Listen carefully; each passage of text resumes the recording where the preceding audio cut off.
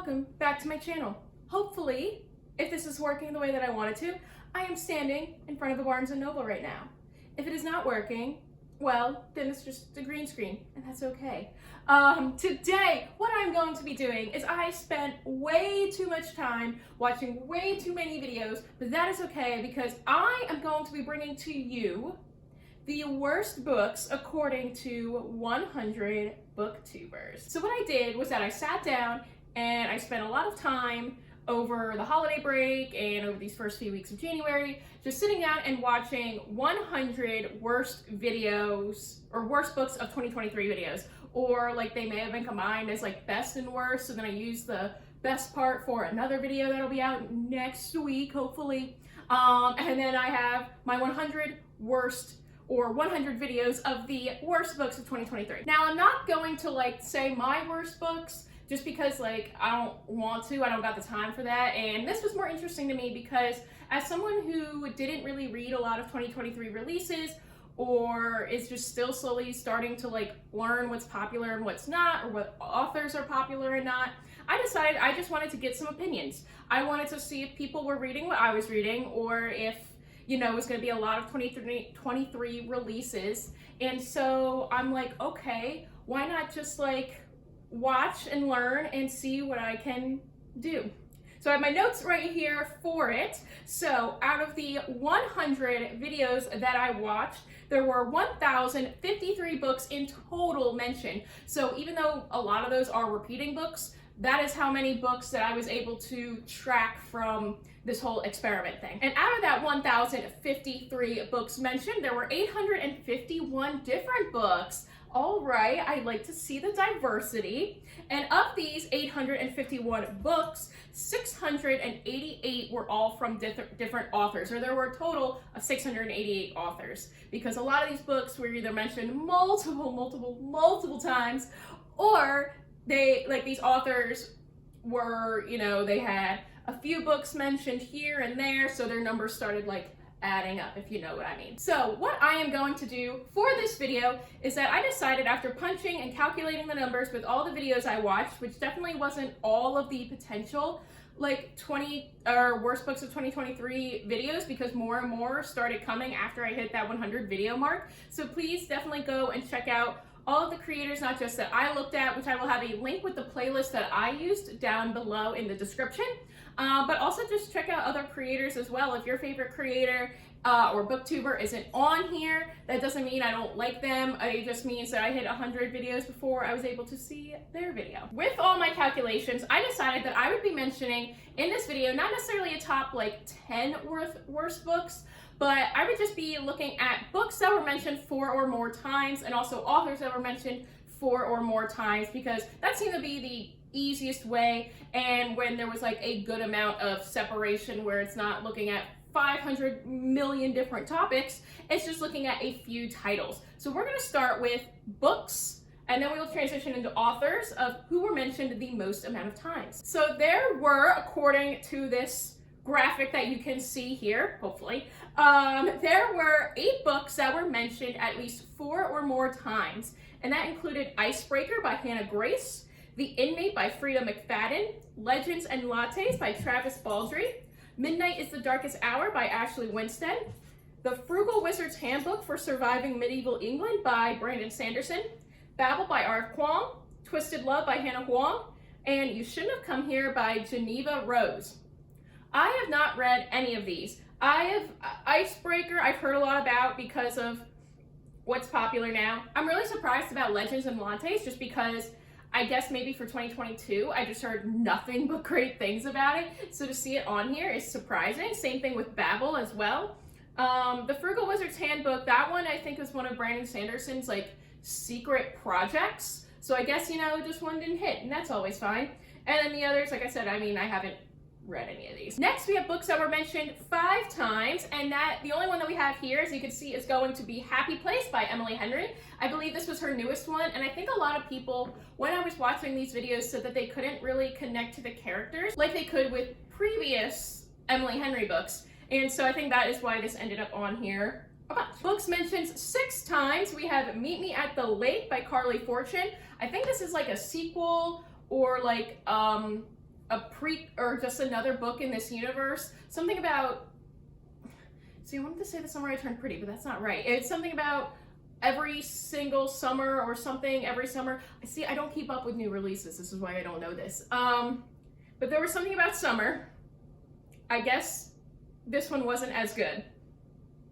Yeah. All right, now we skipped 7 books, or books mentioned 7 times because there weren't any, and now we have books mentioned 8 times. We're back to having multiple on here. We have 2, and that is The Writing Retreat by Julia Bartz and How to Sell a Haunted House by Grady Hendrix. Before, I've heard great things about Grady Hendrix, but I guess this is one of the more popular books that didn't really hit for people. And I also did get The Writing Retreat from Julia Bartz because when I read the quick description, I'm like, this sounds crazy, this sounds chaotic, this sounds exactly for me. Why is this not in my hand? So I do have it hidden back here behind my green screen on my Book of the Month cart, and I will eventually be getting to it because I haven't read either of these as well. And so I'll have to see if I agree with this. Next, we have books mentioned 10 times. We skipped 9, we went right to 10, and that is Iron Flame by Rebecca Yarros, another book that I have not read. This is the second book in her Dragon series. I don't know, my sister is currently reading the first one, Fourth Wing, and she really likes it. She thinks that I'll really like it too, so I have it on hold in my library. I don't know when I'm gonna get it because I'm like 200th in line, and I don't know when I'm going to be getting that book anytime soon. That is not the book that was the most popular of the worst books of 2023. No. It was its previous one of Fourth Wing by Rebecca Yarros, mentioned 18 times. 18 times this book came up. And considering how many different books that we had and looking at it, I am just so surprised that it came up almost a fifth of all of the videos. So 1 in 5 videos almost was this book. And again, I haven't read it yet. I hear things that like, oh, this is poorly written, or some people are like, yeah, it's bad, but I had a really great time with it. And I'm all for that. Just because a book is bad does not mean I can't have a fun time. Same thing with movies. Like I recently just watched The Mean Girls, the musical one that just came out. And that was not good, but did I have fun? Yes. Have I stopped singing Apex Predator since I saw it? No. And so, yeah, that is the worst book of 2023, according to 100 BookTubers. But I didn't just want to stop there. All right, I calculated it, I figured it out, great. I wanted to also see, because a lot of authors were mentioned multiple times as well, not just for the books that they have here. Some of them will see that there's some crossover, but others were just kept being mentioned, and I was so surprised that none of their books ended up on these lists. But that's just because like there were so many books that were mentioned, but not enough to get them to be mentioned at least 4 times. So I just wanted to kind of take a look and see how the book numbers compare to the author numbers. And even though there were less authors mentioned, there are way more authors on like the worst authors of 2023 list because of how many times their books were mentioned. So just like with the books, I decided to look at authors that were mentioned 4 or more times. And again, some of these authors, they may have been mentioned 4 times because their book was mentioned 4 times. So it goes into that a little bit as well. But I was just very curious by some of these numbers. So authors mentioned 4 times. This is definitely the biggest list, as like I said, there was a lot of variety. You have to include also the 8 authors potentially for their books being mentioned 4 times, and some of them are crossed over here. But these included Hannah Grace, that's the Icebreaker author, Sarah J. Maas, Augustina Batsareka, Travis Baldry, again for Legends and Lattes, Sylvia Moreno Garcia, Jennifer Lynn Barnes, Stephanie Garber, Itchy Carlton, Mona Awad, Elsie Silver, Emily Rath, and Taylor Jenkins Reid.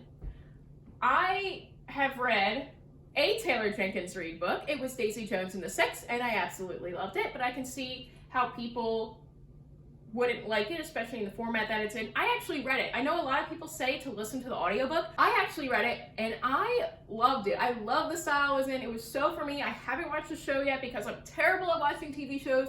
I know I need to do it, and I'm so excited for it. Then we have authors who were mentioned at least 5 times. This included Lee Bardugo, T. Kingfisher, Samantha Downing, Laura Asher, and Riley Sager. I know a lot of Riley Sager's books were mentioned on here. Obviously, I think there was like 2 or 3 different books that were actually mentioned. And I know that he's had some up and down. And I think Lee Bardugo, a lot of it was for Hellbent. But there were also some other books that I wasn't familiar with Lee Bardugo, just because I'm not too familiar with her as an author. I know that she wrote, oh gosh, did she do the Netflix show? The Shadow and Bone, is that her? I think that's her. But I know Hellbent was, I think, mentioned at least 3 times, so it almost made the list. But then other books of hers were just mentioned a few times. Authors mentioned 6 times. All right, we're back up to getting a lot of authors. This included Stephen King. I'm not really surprised. Ali Hazelwood, Sarah Adams, Elle Casamano, Ashley Winstead, Geneva Rose, Christina Lauren, and R.F. Kuang. I love Christina Lauren. I haven't read any of their new stuff recently, but I don't know, their books just suck me in. They're a great author duo. I absolutely love them. I still have yet to read R.F. Kuang. I do have Yellowface currently checked out. It's behind this curtain green screen that we have here. But I currently have that checked out. We only had 1 author that was mentioned 7 times, and that is Ruth Ware, who I believe is like a thriller author. Again, I'm not up to date on like any new authors. I apologize. Or any old authors. I apologize. I haven't read a Ruth Ware. I can't really confirm nor deny if this belongs here. Authors mentioned 8 times. We're getting the numbers back up. Alice Feeney, Carly Fortune, Julia Bartz, Brandon Sanderson, and Frida McFadden. I have read a Brandon Sanderson book. I think just one. Yes, I read Skyward by Brandon Sanderson. I thought it was okay. I do think I need to give it another chance though, because I think that I just didn't read it at the right time, so I do want to give it another chance. I think I gave it like 3 stars. And like I said, I'm so excited to read The Reading Retreat. I think it's so gonna be for me. I don't know, it just sounds bananas and crazy, and I love it. There were only 2 authors mentioned 9 times, and that is Colleen Hoover. Surprise, surprise, I have not read a Colleen Hoover book. I do want to, because I want to see the chaos that ensues, but there were a lot of different books from her mentioned, but not enough that were mentioned at least 4 or more times. I feel like if she had a new book released, then it would have been on here. And Emily Henry as well. Authors mentioned 10 times. That is Hannah Huang, who writes those Twisted books, the Twisted Love, Twisted Hate books. No, I have not read them. And Grady Hendrix, not only with How to Sell a Haunted House, but some other random books thrown in there as well. Also, I thought for the longest time, and I don't know why I thought this, but that Grady Hendrix was a woman, but I think Grady Hendrix is a man. Don't know why, not that it really matters, but I remember I came to that realization and I was like, wait, what? But yeah, those are authors mentioned 10 or more times. But of course, our big winner of the worst author of 2023, who was mentioned 28 times because her second book was mentioned 10 times and her first book was mentioned 18 times, nearly 1/5. I cannot believe this. And that is, of course, Rebecca Yarros. The only ones that were mentioned were Iron Flame and Fourth Wing. I know that she does have some romance books out, I want to say, or I guess, like, I know these are, I guess, technically qualify as, like, romantasy, but I know that she does have, at least because I was looking at the Goodreads Choice Awards, I know that she does have some, like, other books that were also mentioned on the Goodreads Choice Awards in regular fantasy. None of them popped up. It was just strictly Fourth Wing and Iron Flame. And I'm starting to do research now on the best books of 2023, and I feel like Fourth Wing is going to be one of those books that ends up on both lists. Maybe not as popular. I don't think it's going to be the most popular book of 2023 because there's other ones that I've seen on that list, a lot that I haven't heard of. But I don't know. I feel like it's going to end up on it, especially if I choose to do like 4 or more mentions. I have to see what that is like. But I'm very excited to compare that list with this list. But yes, Rebecca Yarros earns the spot as not just the worst book of 2023, but also the worst author of 2023, according to 100 BookTubers. Now again, if you love these books, if you love this author, this is obviously no hate to them.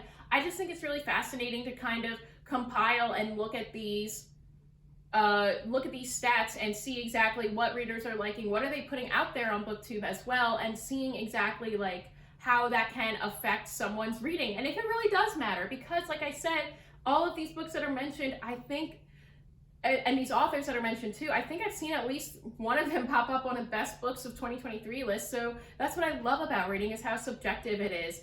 Everything doesn't always need to be bad. It doesn't need to be the worst.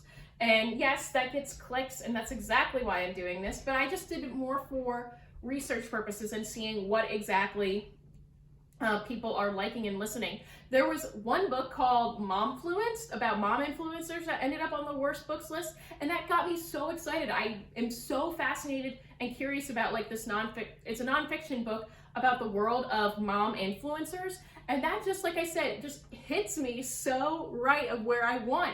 And so even though I learned about it watching a worst books of 2023 list, that doesn't necessarily mean that I'm not going to love it, that it's not going to call to me like it so is right now. But let me know in the comments, what was your favorite book and your least favorite book, or your worst book, or however you want to describe it. Maybe a most disappointing or most surprising book of 2023. I'll be doing another video just like this, probably in about a week or so, about the best books of 2023 as I finish my research on that. I have a few more videos to watch, and then I have to compile this slideshow together. I'm hoping this works, or else I'm just standing in front of a green screen the whole time, and it's kind of embarrassing. But hopefully the editing gods will shine their light down on me, even just for a little bit. But thank you guys so much for watching. Don't forget to like and subscribe. And until next time, keep on gabbing.